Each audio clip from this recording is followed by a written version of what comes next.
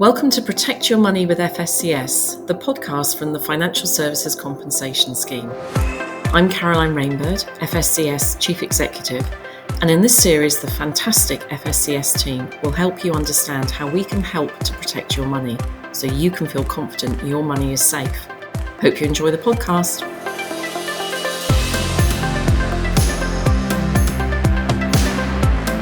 Welcome to the FSCS podcast.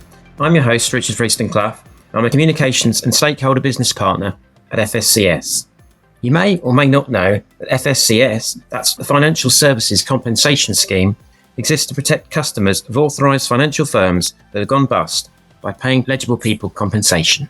We protect lots of financial products, but not all of them. So this podcast series is designed to help you understand our protection and why it's so important. Today, we're going to take a look into the future and how we can improve the experience for customers when they come to FSCS. We're also going to look at how we invest in technology to help us deliver a high quality service and provide the best value for levy payers who fund us. Along the way, we'll be looking at some of the challenges and opportunities presented by new technology. But first things first, let's introduce today's guests. I'm really pleased to be joined by our Chief Data, Intelligence and Technology Officer, Saba Carter, Head of Enterprise, Architecture and Emerging Technology, Chris Millard, and our interim Head of Customer Experience, Paul Sweet, who I believe is now the fourth Paul to feature in our podcast series. But before we get going, there's one other thing to mention. Regular listeners will know that we ask each of our guests the same question at the end of every episode. We're all about keeping your money safe, but what was that toy that got you breaking open your piggy bank as a child?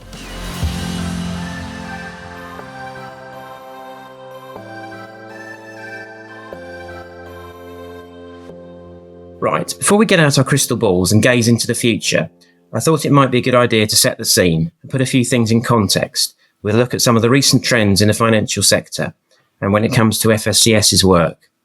So Paul, can you give us an idea of the kind of trends you're seeing when it comes to claims being made to FSCS and what we might expect over the next few years?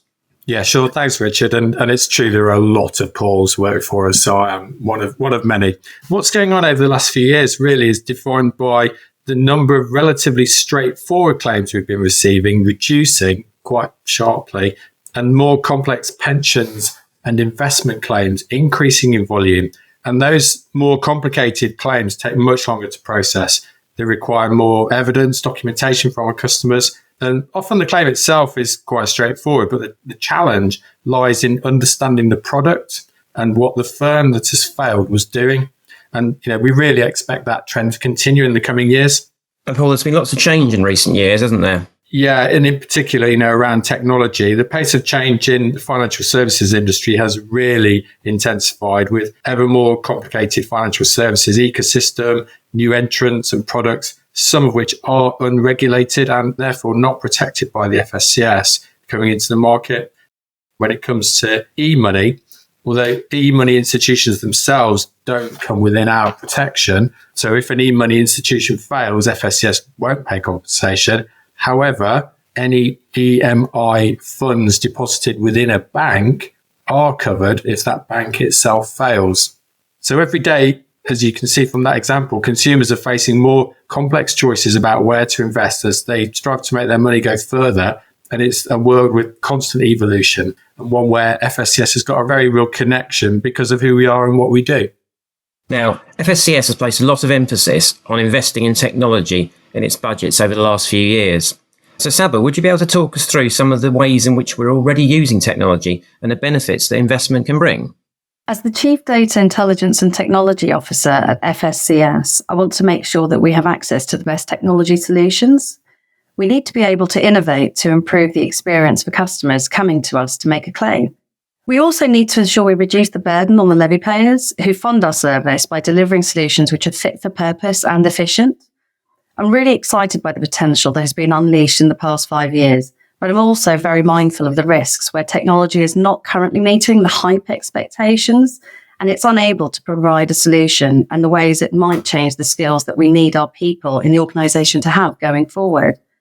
In order to address these challenges we face, we're investing in our people and our systems with a 3-year plan to enhance our claims handling capabilities so we can effectively look ahead, plan for the future and respond efficiently and effectively with the changing claims landscape.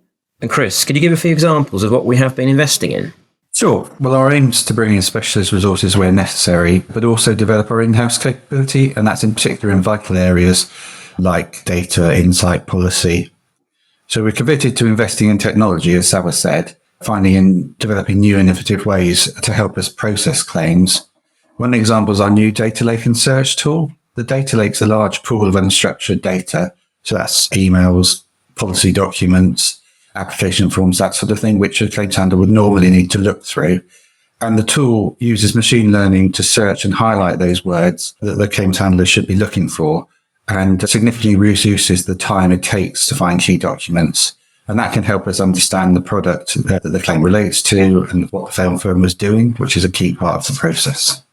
And Chris, I think at this point, it's really important to reassure people that FSCS doesn't use AI, artificial intelligence, to assess claims. We're using it to help our claims handlers deal with the information that's needed to process the claim. And that frees up our specialists to focus on what they really need to do to get the right decisions. So it's all about helping people do their job more quickly rather than substituting a human for an AI machine to make the decision. Yeah, I think that's a really good point, Paul. And just as an example, we just started trialing some software where it's better able to process information on forms. And obviously we deal with a lot of different forms that come through from firms. It uses advanced machine learning to extract text and tables and structures from documents automatically and accurately.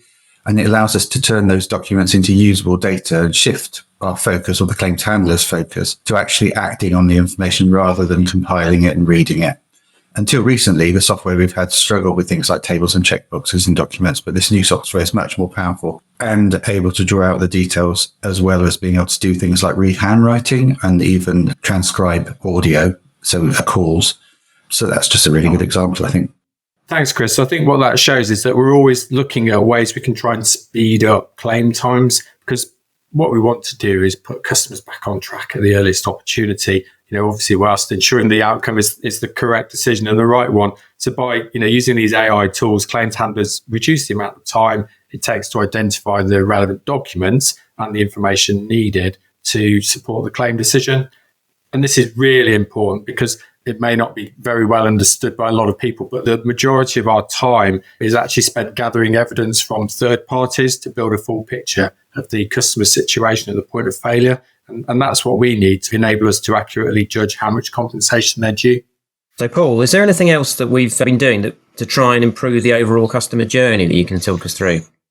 Yeah, there's a lot actually, Richard, but I'll pull out a couple of examples. So in particular, over the past couple of years, we've been working with 16 FCA authorised firms, and they're the people who actually provide about half of our data gathering requests, which is what we need to settle the claims. And so we've worked with those firms to try and improve the overall customer journey by reducing response times. That increases the success rate for getting information and then enables us to put in lots of process improvements.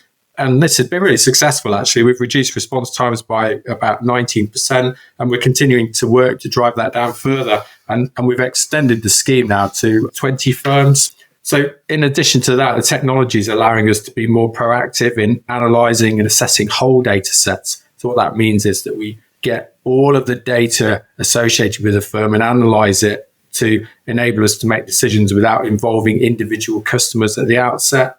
And so this means that for some firms, customers may no longer need to actually come to us to make a claim, and compensation can be paid to them automatically. So, as we've heard, at FSCS, we're already using artificial intelligence, that's AI, to help claims handlers process claims, and we're investing in further work to take advantage of the opportunities it offers. There's been a lot of hype in the media about ChatGPT in the last few weeks. Do you think there's any potential for FSCS to use this kind of software in its day-to-day work? You turn to Saba for this one. I'm sure there are lots of ways we may be able to use ChatGPT or other AI products in the future with the overlay of human judgment to help make us more productive at FSCS without becoming too reliant on it. My team and I have been having fun experimenting with it in recent months, for example, helping us write code, and we've learned lots about what it's good at, as well as some of the pitfalls. For example, we found that ChatGPT is happy to say when it doesn't know something, but if you ask enough times, it will give in and make something up. It's almost more human-like, almost like a child because of these pitfalls. We've also found that it was very happy to embellish a small number of facts we fed it to create some interesting output. So Saba, what do you think are the risks of greater use of technology in financial services? There's no question that we're going to have to revisit our policies and processes if we do stop making use of ChatGPT or any other AI in the future to make sure people understand when to use it and when not to use it. It can certainly help save time when scoping a task, providing an outline for a report or summarizing long passages of information, and even writing code. But we wouldn't trust it to write a whole report for the board. Ethics and data privacy will be core considerations, and people should be wary of entering data into systems which have not been clear on how their data will be stored, reused, or even passed on, and to who. You should always feel comfortable asking any organization how they plan to use your data with new technologies they are adopting, and responsible organizations like us will always be happy to explain. With this, it's really important to know where you actually draw the line, Saba, isn't it? Exactly. Its limitations aren't a reason not to give it a try. As with any innovations, what matters is where you draw the line and understanding the limitations of what you are using and the risks. So you can use it in the safest and most appropriate way to ensure the best outcomes for yourself, your customers, and society as a whole. More widely, the law and regulations must also keep up with the increasingly sophisticated techniques and technologies used in scams. So FSCS published some research recently on financial advice. And one of the things we identified was an advice gap, with many people feeling that they're priced out of the advice market. So do you think artificial intelligence can help us close the advice gap? Chris, what do you think? Well, that's an interesting question, particularly as we're often talking about the need to improve financial awareness and education. We can see that ChatGPT and other similar things are already disrupting the financial advice market. It's able to answer questions on pensions, protection, investment, stocks and shares, ISAs, for example, based on what it knows. Some experts believe this won't be long before the technology could deliver suitability reports, for example. And they're bravely sort of suggesting that it could replace small advice firms. It's clear that technology can help advisors, and it's been suggested that many aren't making as much use as other parts of the financial services sector. Thanks, Chris. Have you any thoughts on this, Paul? Yeah, so we often see poor financial literacy leading customers to make bad financial decisions that cause lasting harm and do contribute to rising compensation costs. So I think, yes, technology does have the potential to tackle the advice gap and hopefully make sure people are better informed. So with all this in mind, Saba, do you think we need to worry about the robots taking over? Well, over the last 20 or 30 years, or even longer, I've heard people say that technology is taking over our lives. It is clear that a whole generation of people will enter the workforce needing to be very computer literate and able to use technology in an intuitive way we have not done up to now. And not just those in customer-facing roles. Software engineers will always be needed. It's more a question of what they'll be doing in 30 years' time, which I'm sure will be very different to today. You only have to look at how software engineering has evolved in the last couple of decades alone. It's hard to predict the future completely, but in a world of work, even for engineers, soft skills, the ability to tell stories, and to really connect with people are skills which are going to be key to navigating the complexities and opportunities. To come back to your question, I don't really think there's a danger of robots taking over, but it's the people who control the robots we've really got to worry about. And Paul, when it comes to recruiting for the future, how do you think we're going to attract the type of talent that we'll need for those future roles? Well, there's a number of themes that are coming into play here. The UK's workforce is ageing, and according to the Centre for Ageing Better, as of 2020, a third of all workers are now aged 50 or over. So that's 4 million more than 20 years ago.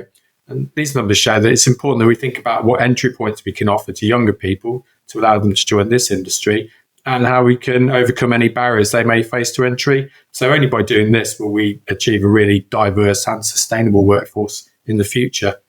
One significant barrier I think we can underestimate is technical knowledge and experience. And, these technical and operational jobs require complex skill sets and knowledge that can only really be gained by doing the job.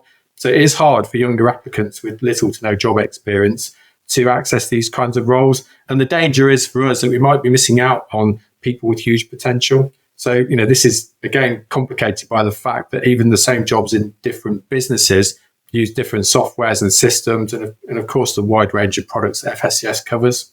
So, Paul, how do you think we can break down some of these barriers? It's a good question. So there's a number of ways that we're already trying to break down these barriers. Our apprenticeship scheme is one, offering the opportunity to work in an area of the business while studying for a qualification. And we also develop our people through a structured development program called Career Pathways, which puts the emphasis on diverse skills and experience rather than just a straight line development.